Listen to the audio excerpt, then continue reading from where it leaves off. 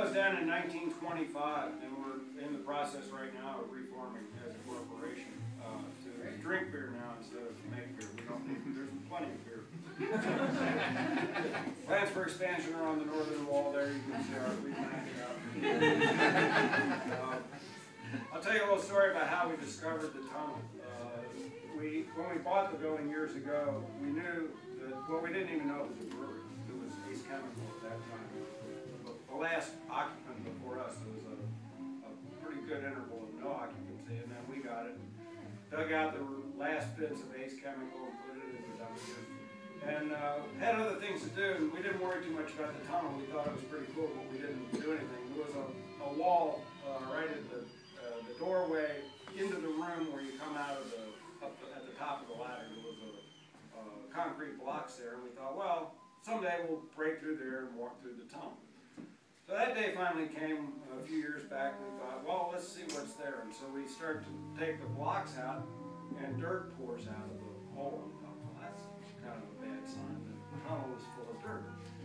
So at the same time, the sidewalk up here in front was broken, and there was a piece of concrete that was tipping, and every time you stepped on it, it clunked, and we couldn't live with that, so we decided to dig up the sidewalk, and then we started digging the dirt out, figuring that was right above where the door was, and sure enough, we hired a backhoe, and they took all the dirt out and excavated that room pretty much as you see it, but still no tunnel, just a room. We thought, well, that's not the story we got, that there was a tunnel.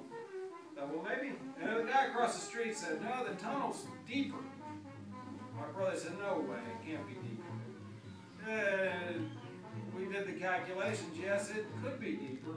And in fact, the guy across the street, he had the harebrained theory, and maybe true too, that there's another level below what we see today that we still have yet to discover. That there's another whole floor beneath the floor that you came on today. So we'll find that out in the future. But anyway, we decided, okay, we'll keep digging. We went down into that soft spot to the right, got a guy down in the hole with a drywall bucket, put a pulley on the ceiling, pull the drywall bucket up, put it in the wheelbarrow, send the wheelbarrows to the elevator in the back of the room, up the elevator to the floor above us over here, back to the back alley, down the alley, and into Hampton's basement with the dirt. So we moved all that dirt out of that 5-foot cylinder where the ladder is now. We dug that out by hand in a series of parties. Culminated on New Year's Eve a few years ago, and we broke through to the tunnel. And fortunately, the tunnel itself was not full of dirt, and we walked across and pushed the pottery shards aside, and there was this big room that you just came through. So it was a pretty good discovery, and maybe in the future we'll discover the levels below.